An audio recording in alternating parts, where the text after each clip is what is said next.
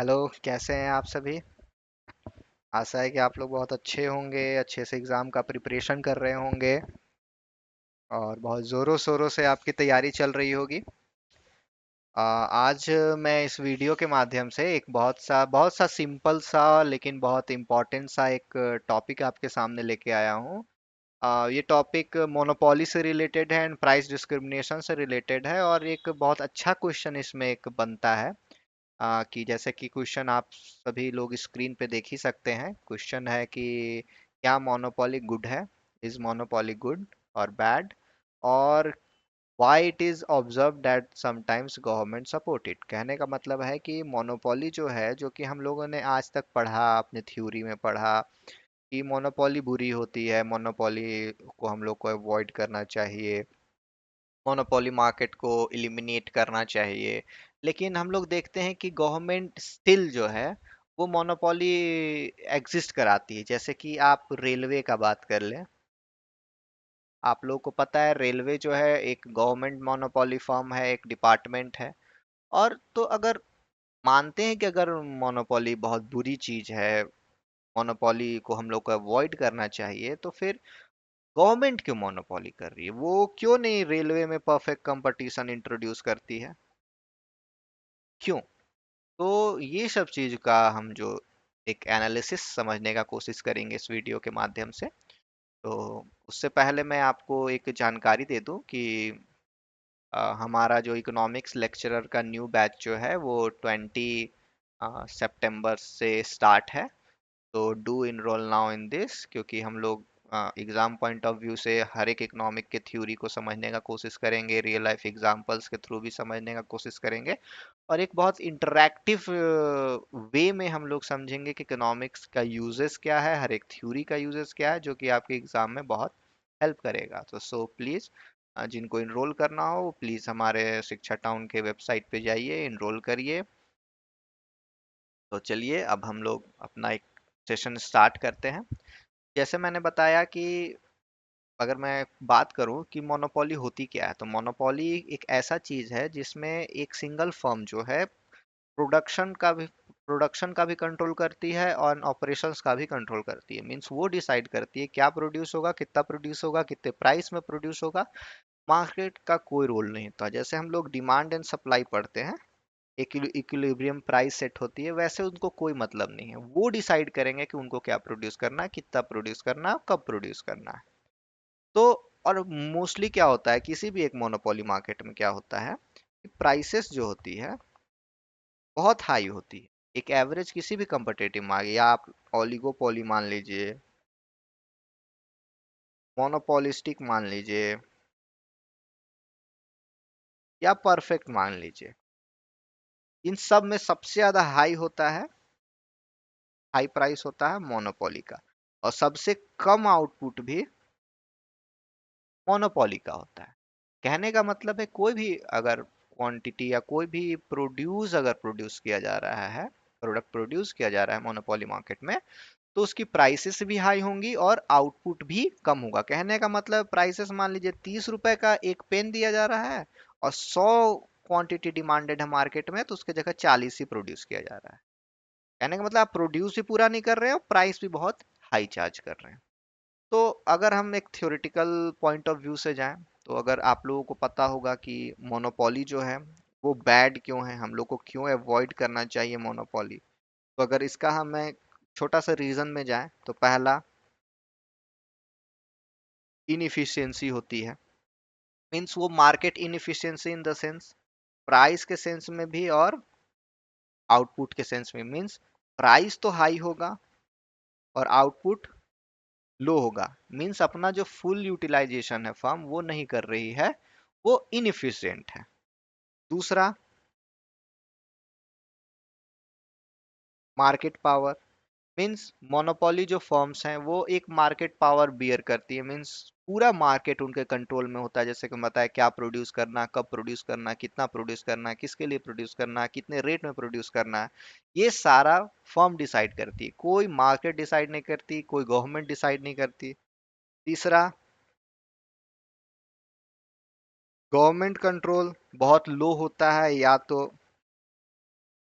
Negligible होता है, नौ के बराबर होता है, क्योंकि पूरी तरह से पूरा मार्केट अगर किसी के फर्म के कंट्रोल में है तो गवर्नमेंट वहाँ कुछ कर ही नहीं पाती है। गवर्नमेंट उसको कुछ, मान लेते हैं एक मोनोपोली फर्म है, किसी एरिया में ऑपरेट कर रही है, वो कुछ लोगों को एम्प्लॉयड की हुई है, कुछ जीडीपी को सपोर्ट कर रही है, तो गवर्नमेंट तो उसको बोल नहीं सकती है कि तुम शट डाउन कर दो। क्यों? अगर शट डाउन करेगा तो मान लेते हैं अगर 100 लोगों को एम्प्लॉय किया हुआ है तो वो अनएम्प्लॉयड होंगे, जीडीपी जो टैक्सेस आ रही है वो कम होगी, जीडीपी का रेट कम होगा, तो गवर्नमेंट का कंट्रोल भी बहुत कम होता है किसी भी मोनोपोली में।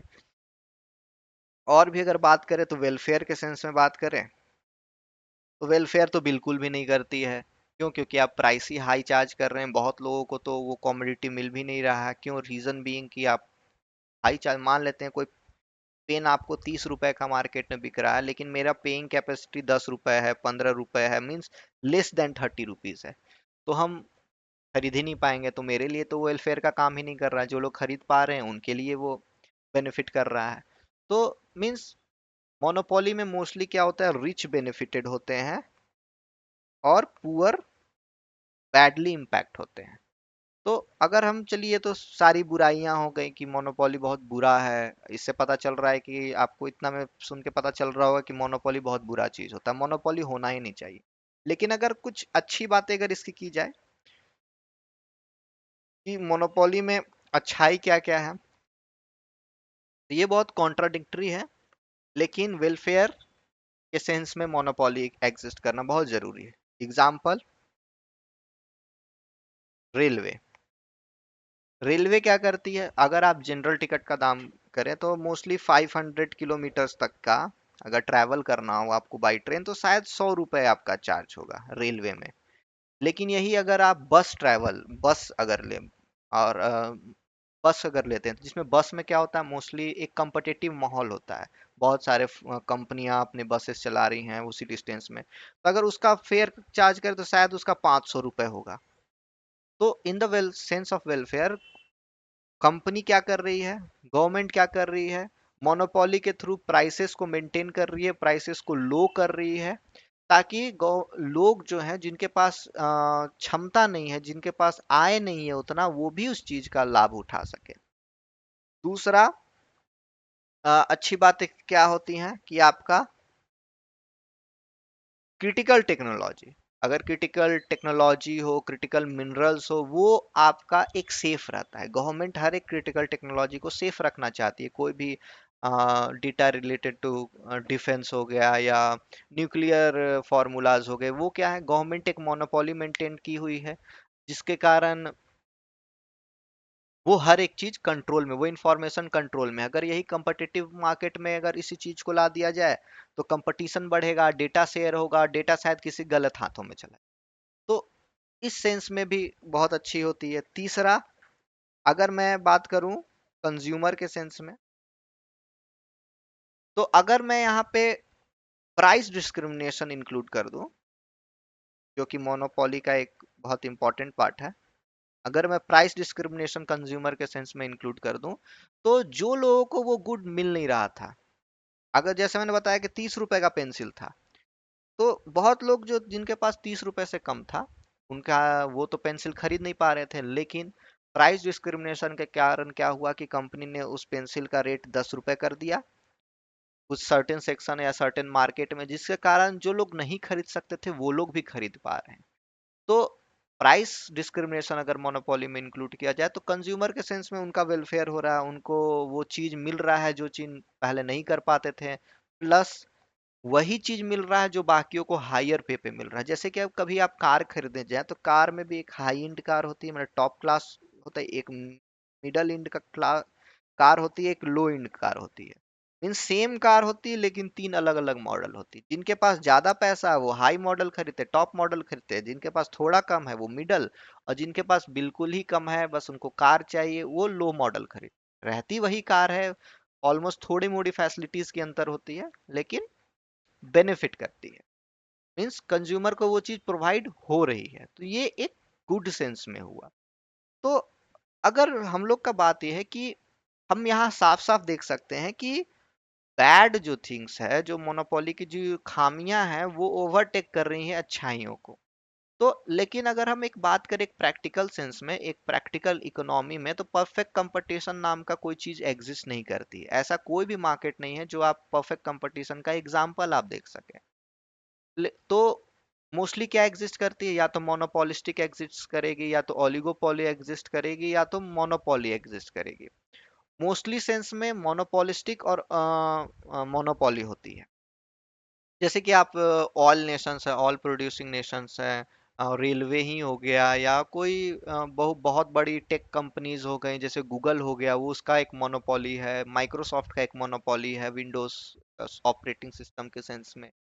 तो मोस्टली मोनोपोली एग्जिस्ट करती है मार्केट में, लेकिन गवर्नमेंट उसको बंद नहीं करने की जगह, क्योंकि मैंने आपको रीजन दिया, अगर वो कंपनी को बंद करेगी तो वहां पे जो एम्प्लॉयड पीपल्स हैं वो अपना एम्प्लॉयमेंट खोएंगे, एम्प्लॉयमेंट जाएगी तो इनकम कम होगा, इनकम कम होगा तो एग्रीगेट डिमांड कम होगा, एग्रीगेट डिमांड कम होगा तो एग्रीगेट सप्लाई भी कम होगी, क्योंकि फर्म उसी के अकॉर्डिंग रिस्पॉन्स करेगी।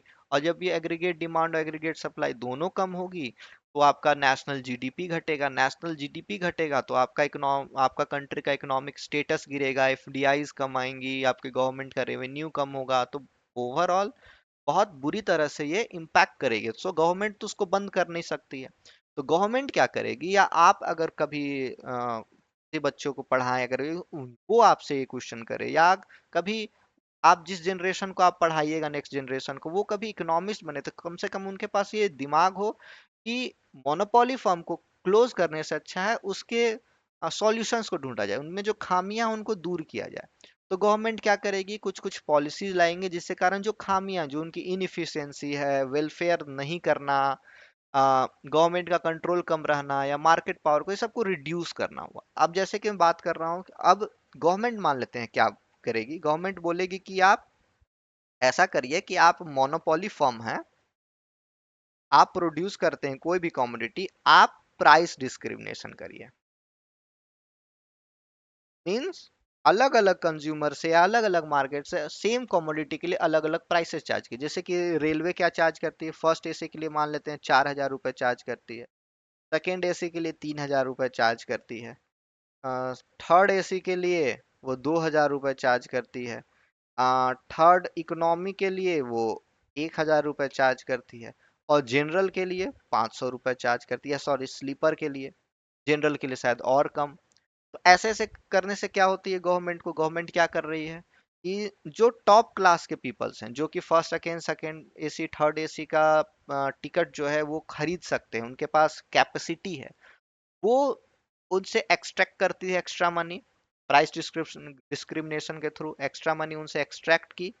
और ये जो एक्स्ट्रा मनी है, वो जो लोग वो टिकट उतना महंगा खरीद नहीं सकते हैं, उनको एज ए सब्सिडी के रूप में प्रोवाइड करके उनका टिकट चीपर कर देती है। कहने का मतलब है प्राइस डिस्क्रिमिनेशन के थ्रू यहाँ गवर्नमेंट क्या कर रही है, जो रिच के पास जो एक्स्ट्रा मनी है, जो कि वो पे कर सकते हैं, उसको डाइवर्ट कर रही है उनसे लेके पुअर सेक्शन के थ्रू।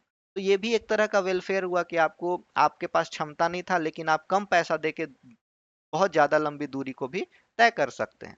तो ऐसे गवर्नमेंट बोलेगी कि आप जो कंपनीज है, आप प्राइस डिस्क्रिमिनेशन करिए।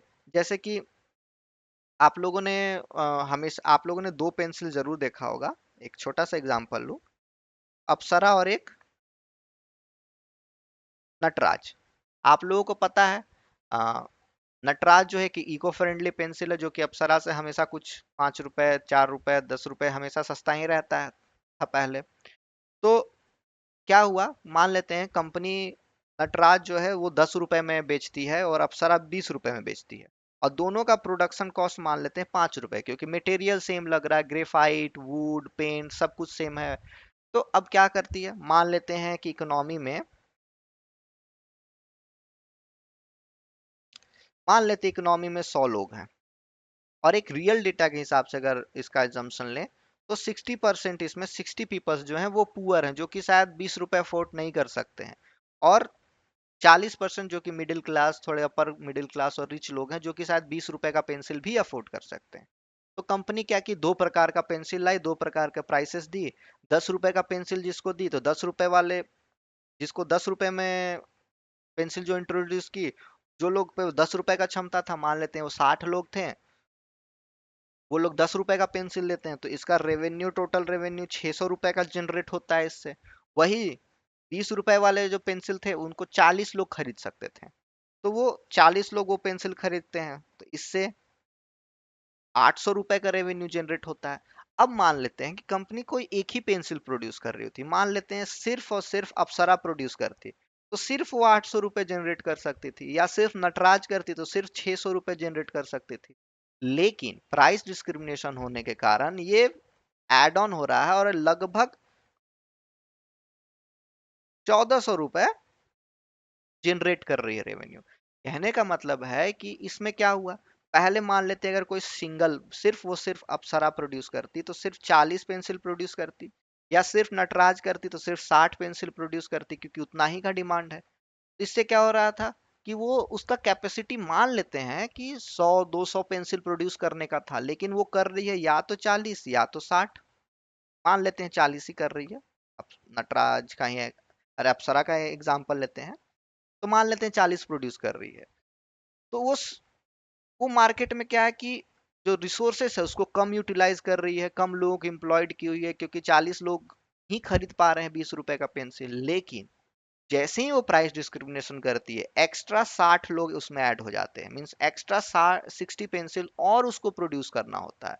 इससे आप देख सकते हैं कि इसकी इफिशियंसी, मोनोपोली की इफिशियंसी 40 से 60 ऐड होके टोटल 100 हो गई। पहले वो 40 प्रोड्यूस करता था, अब 100 प्रोड्यूस कर रहा है। अब 100 प्रोड्यूस करने के लिए मोर लेबर को उसको एम्प्लॉयड करना होगा। अब मोर लेबर एम्प्लॉयड होंगे तो एम्प्लॉयमेंट इकोनॉमी में बढ़ेगी। अब एम्प्लॉयमेंट बढ़ेगी तो इनकम ऑन एवरेज लोगों का बढ़ेगा। इनकम बढ़ेगा तो एग्रीगेट डिमांड इंक्रीज होगा, एग्रीगेट डिमांड इंक्रीज होगा तो कंजम्पशन इंक्रीज होगा, और धीरे धीरे करके आपका जीडीपी भी लॉन्ग टर्म में इंक्रीज करेगा, जो कि गवर्नमेंट, आपका इनकम इंक्रीज हो रहा है तो गवर्नमेंट के पास टैक्सेस भी और जा रही हैं, तो अब टैक्सेस ज्यादा कलेक्ट कर रही है तो गवर्नमेंट और वेलफेयर का काम कर सकती है। मींस अगर मोनोपोली एग्जिस्ट करती है मार्केट में और उसको हम लोग फोर्स करें कि वो प्राइस डिस्क्रिमिनेशन करे, तो जो एक्सेस फंड, अब मान लेते हैं ये 1400 रुपए जनरेट कर रही है रेवेन्यू, तो ये गवर्नमेंट को भी तो एक्स्ट्रा टैक्स देगी। मींस हम लोग कुछ रिच सेक्शन का, जो लोग जिनके पास हायर कैपेसिटी टू पे था, उनके पैसे को प्राइस डिस्क्रिमिनेशन के थ्रू डाइवर्ट करके कुछ गवर्नमेंट को टैक्स गया, कुछ फर्म को प्रॉफिट हुआ। तो फर्म को प्रॉफिट हुआ तो और एम्प्लॉय को हायर किया, और बिल्डिंग्स बनाया, और एफडीआई किया, तो इकोनॉमी ग्रो की। गवर्नमेंट के पास गया, वो वेलफेयर का काम की, कहीं सब्सिडी दी, कहीं किसान को और सब्सिडी दिया गया, किसी को फ्री अनाज ज्यादा दिया गया, तो वेलफेयर के सेंस में भी बहुत है। तो कहने का मतलब है कि अगर हम लोग किसी भी मोनोपोली मार्केट में प्राइस डिस्क्रिमिनेशन को इंट्रोड्यूस करते हैं, तो वो मोनोपोली से मोनोपोली से कई गुना ज्यादा बेहतरीन होगा प्राइस डिस्क्रिमिनेशन वाले सेंस में। क्यों? क्योंकि इफिशियंसी भी फर्म की इंक्रीज हो रही है, गवर्नमेंट का रेवेन्यू भी इंक्रीज हो रहा है, फर्म का भी रेवेन्यू इंक्रीज हो रहा है, एम्प्लॉयमेंट भी बढ़ रही है, एक ऑन एवरेज नेशनल जीडीपी भी लॉन्ग टर्म में बढ़ रही है इन कंपैरिजन टू मोनोपोली। तो अगर हम एक प्रैक्टिकल सेंस में बात करें कि मोनोपोली अगर मार्केट में जो कि एग्जिस्ट करती है, तो उसके खामियों को दूर करने के लिए हमें गवर्नमेंट को या किसी को प्राइस डिस्क्रिमिनेशन करने के लिए फोर्स करना चाहिए, जो कि फर्म के लिए भी बहुत बेहतरीन है, और गवर्नमेंट के लिए भी बहुत बेहतरीन है, और कंज्यूमर के लिए भी बहुत बेहतरीन है। कंज्यूमर के लिए कैसे बेहतरीन है कि पहले सिर्फ और सिर्फ 40 लोग ही उस पेंसिल का यूज कर रहे थे, लेकिन अब एक्स्ट्रा 60 लोग भी यूज कर पा रहे हैं, जो को पहले अफोर्ड नहीं कर सकते थे। प्राइस कम होने के कारण बाकी लोग भी अफोर्ड कर पा रहे हैं। तो ऐसे करके बहुत सारा बेनिफिट भी इंक्लूड होता है। तो कहने का मतलब ये है कि प्राइस डिस्क्रिमिनेशन, मोनोपोली जो है वो बुरी नहीं है, लेकिन सिंगल मोनोपोली बुरी है। मोनोपोली विथ प्राइस डिस्क्रिमिनेशन अच्छा है इन कंपैरिजन टू मोनोपोली। सो हम लोग कह सकते हैं कि मोनोपोली बुरी है, लेकिन अगर हम लोग प्राइस डिस्क्रिमिनेशन उसमें इंक्लूड करते हैं तो वो इन कंपैरिजन टू मोनोपोली अच्छी है। और गवर्नमेंट इसलिए इसको सपोर्ट करती है कि कहीं कहीं वेलफेयर के सेंस से रिच का से मनी को डाइवर्ट करके पुअर को एज ए सब्सिडी देना और वेलफेयर करना, क्योंकि सरकार के पास जितना ज्यादा पैसा आएगा उतना ज्यादा वेलफेयर कर पाएगी, तो ये सब सेंस में भी बहुत सपोर्ट करती है वो गवर्नमेंट को। इसलिए गवर्नमेंट हमेशा मोनो मतलब most of the time monopoly को सपोर्ट करती है। बस कंडीशन ये है कि वो मोनोपोली विथ प्राइस डिस्क्रिमिनेशन को सपोर्ट करती है, न कि सिर्फ मोनोपोली को। और अगर मोनोपोली किसी इकोनॉमी में बहुत ज्यादा एग्जिस्ट कर रही है, तो मोनोपोली को अगर गवर्नमेंट टैकल नहीं कर पा रही है, लेट्स सपोज, तो क्या होगा? अगर मोनोपोली मार्केट में बहुत ज्यादा एग्जिस्ट कर रही है, प्राइस डिस्क्रिमिनेशन वो कर ही नहीं रही है, तो क्या होगा? लेस लोग एम्प्लॉयड होंगे, क्योंकि लिमिटेड गुड्स प्रोड्यूस होगा, मीन्स कम इनकम होगा, इनकम भी कम होगा, एग्रीगेट डिमांड भी कम होगा, जीडीपी कम होगा। और जीडीपी कम होगा तो और गुड्स जो है वो कम प्रोड्यूस करेगी, और कम प्रोड्यूस करने के लिए और लोगों का ले ऑफ करेगी, मीन्स कम लोगों को और एम्प्लॉय करोगी। और फिर ये जो साइकिल है ये चलता रहेगा चलता रहेगा चलता रहेगा, और इकोनॉमी जो है वो कंप्लीटली कोलैप्स कर जाएगी। मीन्स वो मोनोपोली मार्केट कंप्लीटली कोलैप्स कर जाएगा। तो फॉर्म के सेंस से भी, गवर्नमेंट के सेंस से भी, कंज्यूमर के सेंस से भी, हर चीज के सेंस से भी मोनोपोली बैड है। लेकिन अगर वहां प्राइस डिस्क्रिमिनेशन हो तो ये साइकिल ब्रेक होगा, कहीं ना कहीं किसी ना किसी स्टेज पे ब्रेक होगा, और इकोनॉमी कोलैप्स होने से बचेगी, और ये वेलफेयर में भी सपोर्ट करेगा। तो इस चीज को आप हमेशा ध्यान में रखिएगा। अगर ऐसे क्वेश्चंस आपके एग्जाम में आते हैं तो कोशिश करिएगा कि आप एक बैलेंस्ड आंसर दें। आप मोनोपोली की बुराइयों को भी बताएं और मोनोपोली की अच्छाइयों को भी बताएं, प्राइस डिस्क्रिमिनेशन इंक्लूड करते हुए, ताकि आपका जो एग्जामिनर जो चेक कर रहा है उसको पता हो कि आपको इस टॉपिक के बारे में अच्छे से पता है, और आप आगे आने वाले जनरेशन को भी बहुत अच्छे से पढ़ा सकते हैं। और अगर इस तरह से आप छोटे छोटे एग्जाम्पल्स को इंक्लूड करना, बहुत ब्रॉडर पर्सपेक्टिव में सोचते हुए अगर आप बच्चों को आगे पढ़ाइएगा, आप फ्यूचर टीचर्स हैं, अगर आप पढ़ाइएगा तो आगे का जनरेशन भी बहुत स्ट्रांग होगा। उनको भी समझ में आएगा कि इकोनॉमिक्स सिर्फ एक बोरिंग सब्जेक्ट नहीं है, सिर्फ वो थ्योरी से रिलेटेड नहीं है, वो आपके डे टू डे लाइफ से भी बहुत रिलेटेड है।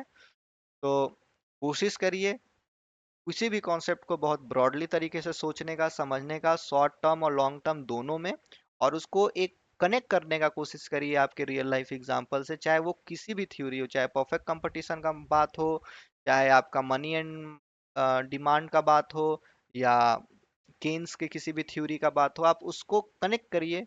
आपके वह कनेक्ट करने से आपका कंटेंट क्रिएट होगा, आपको एग्जाम में लिखने में बहुत ज़्यादा मदद करेगा। तो इसी के साथ हम लोग अपना एक वीडियो एंड करते हैं। और हाँ, मैं फिर से आपको रिपीट कर दूं कि हमारा जो न्यू बैच है इकोनॉमिक्स लेक्चरर का, वो 20 सितंबर से स्टार्ट है। तो जो भी अच्छे से इकोनॉमिक्स का प्रिपरेशन करना चाहते हैं एग्जाम पॉइंट ऑफ व्यू से, वो ज़रूर इनरोल करें, और एक इकोनॉमिक्स को बहुत अच्छे से समझने का कोशिश करें, ताकि आप एग्जाम में और बेहतरीन स्कोर कर सकें और एक बहुत अच्छे टीचर बन सकें। तो थैंक यू, एंड आशा है आप अच्छे से एग्जाम का प्रिपरेशन कर रहे हो, और आशा है कि आप एग्जाम अच्छे से क्रैक करें और एक बहुत अच्छा टीचर बने। So have a good day.